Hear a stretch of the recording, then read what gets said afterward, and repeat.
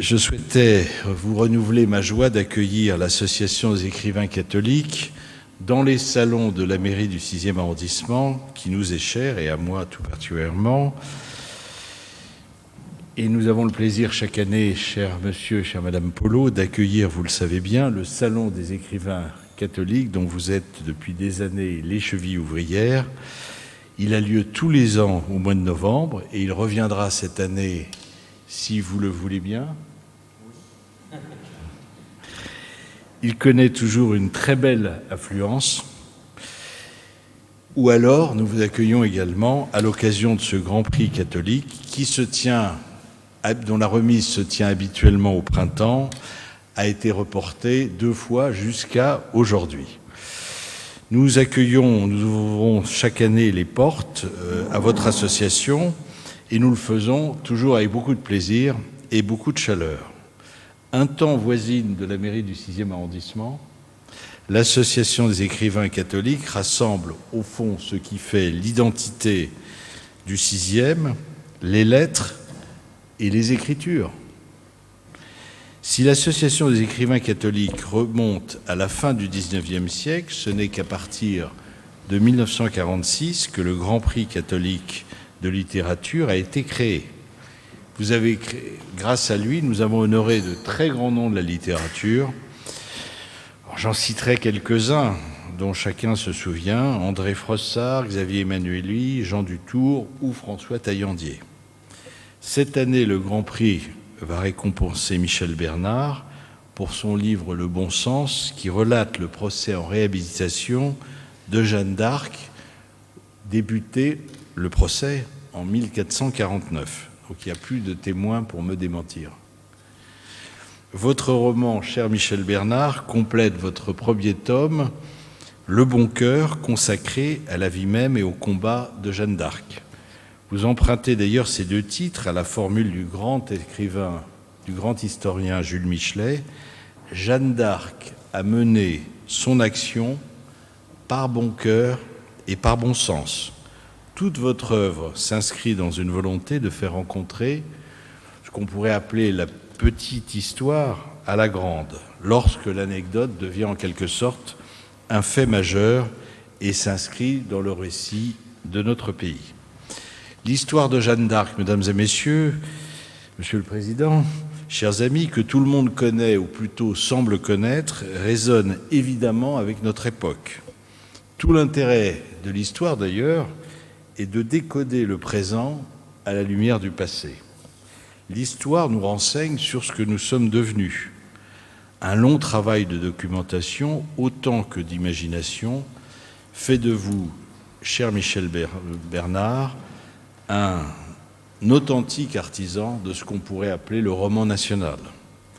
Jeanne d'Arc, c'est bien sûr un vif élan de reconquête de notre souveraineté, à l'époque, celle que l'on surnomma la pucelle d'Orléans, réussit à convaincre Charles VII de la laisser conduire, du haut de ses 17 ans, les troupes françaises pour libérer le royaume de l'occupation anglaise. Loin de verser dans l'anachronisme, au tempora au mores, vous n'êtes pas tout à fait étranger au dialogue des époques, à tel point que vous placez en exergue de votre roman ces mots du général de Gaulle, dont nous fêtons les différents anniversaires, c'est une année de Gaulle en 2020, l'honneur, le bon sens, l'intérêt supérieur de la patrie. Et je crois que ces mots résonnent particulièrement dans cette époque où les Français se cherchent un peu et où les gouvernants, je dirais, se cherchent encore davantage, à un moment où, d'ailleurs, nous sommes en train peut-être de changer de gouvernement, où un Premier ministre ne sait pas, d'ailleurs, à l'instant où je parle, s'il va être reconduit, prolongé, qui va lui succéder, dans cette période un peu étrange où celui que nous avons élu il y a quelques années peut-être a besoin de repères. Eh bien, je crois que peut-être que votre roman, votre ouvrage, Le Bon Sens, sonne aux oreilles de beaucoup d'entre nous. Si le bon sens et la raison pouvaient gouverner la France, je crois qu'elle pourrait être rassemblée. Le général de Gaulle avait l'habitude de dire que la France est grande lorsqu'elle est rassemblée. Je crois qu'elle ne l'est plus tellement aujourd'hui, mais si ce soir, grâce à vous, grâce à tous ceux et celles qui sont ici, nous pouvions faire en sorte que ce rassemblement naisse, se produise à nouveau, eh bien, je crois que nous n'aurions pas tout à fait perdu notre temps. Merci à vous tous et merci à Michel Bernard.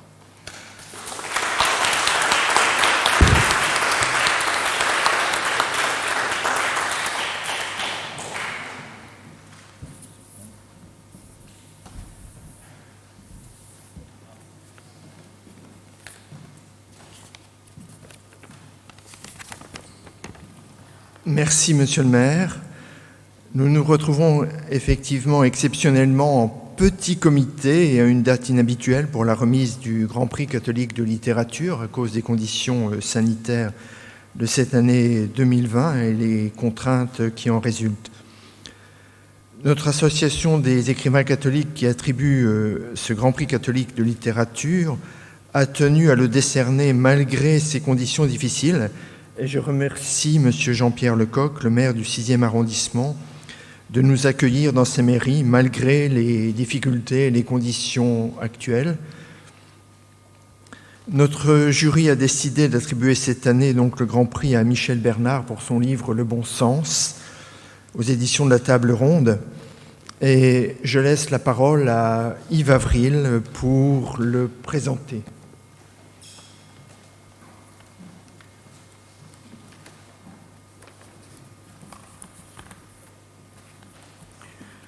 Monsieur le maire, Monsieur le président, cher Michel Bernard,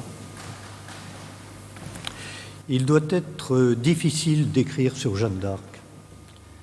On en a tellement parlé. Depuis Christine de Pisan, qui dans son Ditier, 3 mois après la délivrance d'Orléans, 15 jours après le sacre de Reims, écrit « L'an 1429 reprit à luire le soleil ». Depuis Christine de Pisan, documents, histoire, pièces de théâtre, poésie, films, une bonne centaine avec les séries. Tableaux, opéras, ont pris la pucelle pour sujet, parfois avec bonheur, souvent heureusement, mais il est aussi arrivé que la prétention, la vulgarité, essaient d'éteindre la lumière de ce miracle. Car c'est bien un miracle. Et ce miracle, ce sont bien sûr des faits, mais c'est surtout la personne même de Jeanne. Et pour reprendre le mot du théologien allemand Harnack, repris par un des biographes russes de Jeanne, que cette jeune fille ait vécu réellement sur la terre, on ne peut le rappeler trop souvent. Et vous avez entrepris de raconter ce miracle. À côté des 8 gros volumes des procès, 3 pour la condamnation, 5 pour le procès en nullité, vous l'avez fait en 2 petits livres, l'un qui s'appelle Le Bon Cœur, l'autre Le Bon Sens. On a rappelé ici que c'était une citation en fait de Michelet. Ce ne sont pas des documents, ce ne sont pas des livres d'histoire, ce sont des romans. C'est un genre dangereux, livré à l'imagination, aux caprices de l'auteur. À part le roman de Mark Twain, un vraiment très beau livre, les œuvres que j'avais lues me faisaient me méfier. Le Bon Cœur raconte le premier miracle, dont les manifestations extérieures durent au maximum 3 ans, de mai 1428 à mai 1431. Le Bon Sens, c'est l'histoire d'un second miracle qui, pendant que les armées royales, province après province, ville après ville, reconquièrent la France, ce miracle aboutit à l'annulation de la condamnation. Il dure naturellement beaucoup plus longtemps, succession de démarches pour vaincre les réticences, d'enquêtes auprès des acteurs du drame, attristés, indignés, malheureux, oublieux, obstinés, honteux, jusqu'à la déclaration de nullité le 7 juillet 1456, 24 ans. Le premier livre, c'est surtout Jeanne, bien sûr, Le second, c'est Jeanne et tous ceux qui vont contribuer à sa justification. Les trois Guillaume, Manchon, le notaire du procès de condamnation, Bouillet, le conseiller royal, d'Estouteville, le cardinal, et puis l'inquisiteur de France, Jean Bréal. Mais aussi les témoins, ceux de l'enfance, puis les compagnons fidèles, le vieux Dunois, qui a la chance, aux funérailles de Charles VII, de rencontrer François Villon et de lui faire remarquer que Jeanne n'était pas lorraine, puisqu'elle était baroise. Et puis, dans ce second roman, ce personnage mystérieux, si peu séduisant, mais peut-être si profond, dont vous faites un merveilleux portrait, le roi Charles VII. Vous en faites le portrait, oui, mais vous y ajoutez ce qui est à mon sens un des plus beaux passages de votre livre, le plus romanesque en tout cas, le portrait du grand Jean Fouquet, peintre du roi et de la Vierge à l'étang. Et les lecteurs découvriront quelle est la personne dont la mort cruellement éprouvée conduira l'ingrat et maussade souverain à autoriser l'enquête pour la révision de la condamnation. Je voudrais ajouter deux choses. L'une qui regarde l'écrivain ou l'artiste. Dès le début du bon sens, on est sensible à vos paysages, que vous n'oubliez jamais de peindre sans que cela nuise à l'action. La Meuse de vos couleurs, en crue, qui glissait une grande largeur d'eau trouble et silencieuse. Les falaises de calcaire de Poitiers, veinées de coulures noires, entre les écroulements de lierre. Les routes du Valois, la floraison de mai, les hivers de la campagne française. Mais vous savez aussi mettre en scène les deux entrées triomphales, celle de Jeanne à Orléans et 20 ans plus tard, celle du roi à Rouen. Et puis aussi la confession dramatique de Thomas de Courcelles. Mais vous n'oubliez pas non plus la description des misères de cette longue guerre. La deuxième chose concerne l'auteur de romans historiques, ce genre à risque. Or, il faut admirer la finesse, la discrétion, la délicatesse de vos rapports avec le légendaire, tellement mis en question lorsqu'il s'agit de Jeanne. Je pense aux épisodes de la découverte de l'épée de Sainte-Marguerite de Fierbois, de l'entrevue de Chinon, de l'enfant mort né à Lagny. Et ce qui semble déborder votre propos, je pense à tout ce qui concerne Agnès Sorel, Étienne Chevalier et Jean Fouquet, et que vous intégrez de si belle façon qu'on ne peut en discuter la vraisemblance. Car ces deux livres sont des livres de bon sens, mais ce sont des livres écrits avec le cœur. Merci.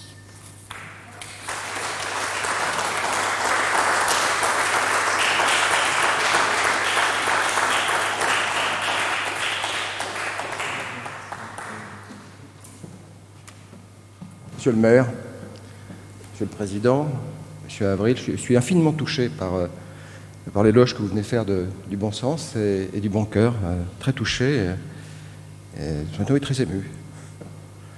Voilà, je vais me reprendre un peu. Je suis heureux d'être devant vous, d'abord parce que c'est pour recevoir un prix, et puis parce que ça me rappelle mon métier d'il y a quelques années, j'étais sous-préfet.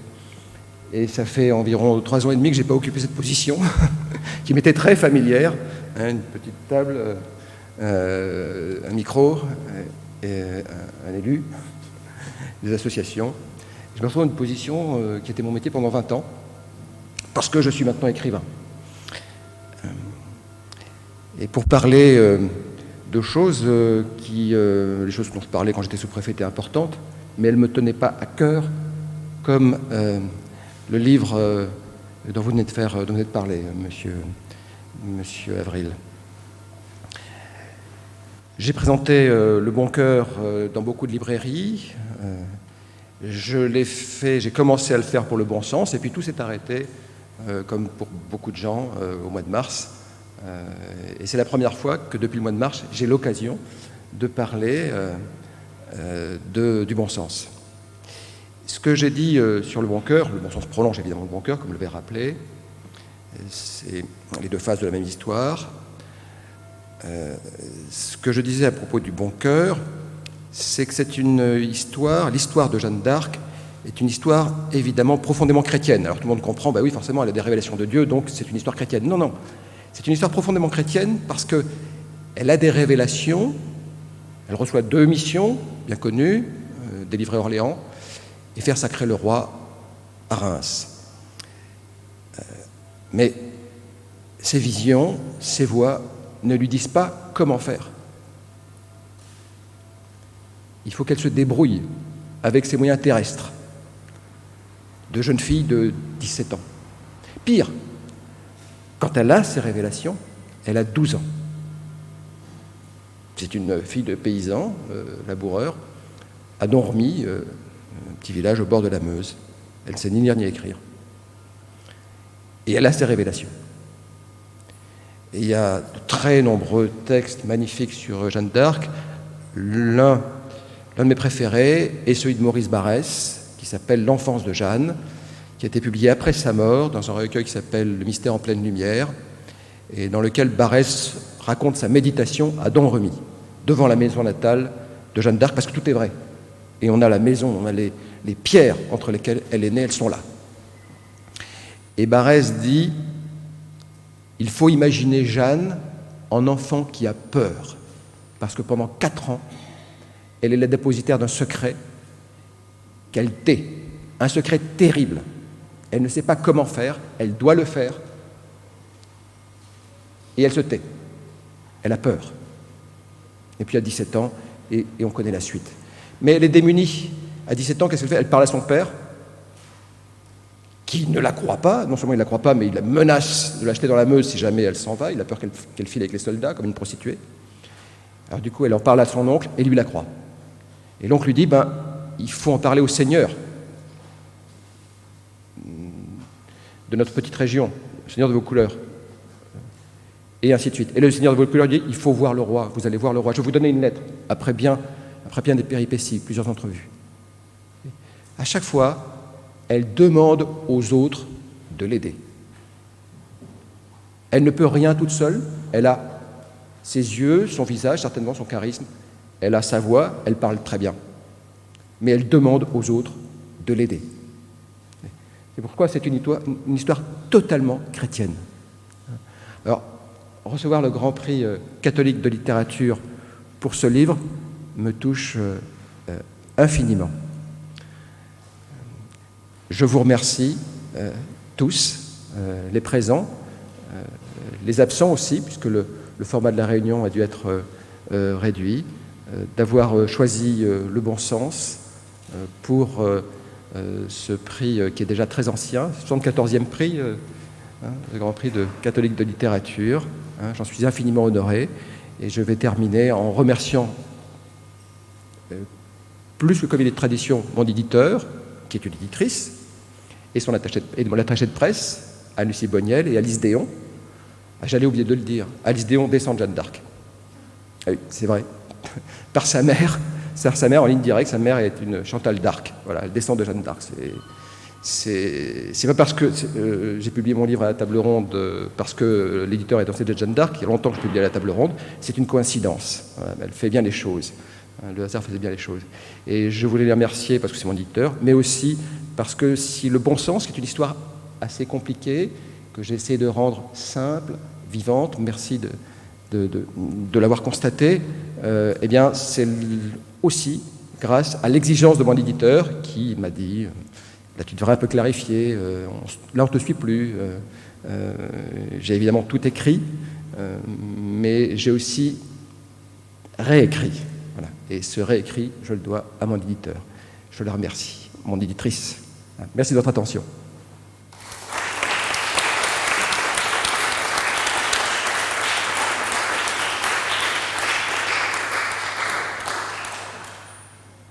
Alors, ce qui symbolise le Grand Prix catholique de littérature, c'est une médaille qui a été sculptée par Daphne Barry, qui a fait beaucoup de sculptures, dont notamment la sculpture du sacre de Clovis à Reims, mais pas devant la cathédrale, devant la basilique Saint-Remy. Donc voilà la médaille en question. Merci. Et puis, il y a un diplôme correspondant qui marque que vous avez le Grand Prix. Voilà, donc le Grand Prix catholique de littérature cette année remis pour ce livre sur Jeanne d'Arc tombe en plus l'année du centenaire de la canonisation de Jeanne d'Arc. Donc ça, c'est aussi quelque chose qui est une heureuse coïncidence. Donc toutes mes félicitations pour votre travail et continuez à écrire des livres de cette qualité. Alors j'invite tous ceux qui sont présents à participer au cocktail qui sera lui aussi sous un format un peu réduit à cause des contraintes sanitaires qui existent aussi. Mais donc vous êtes invités tout de même à célébrer ce Grand Prix catholique de littérature. Merci à tous.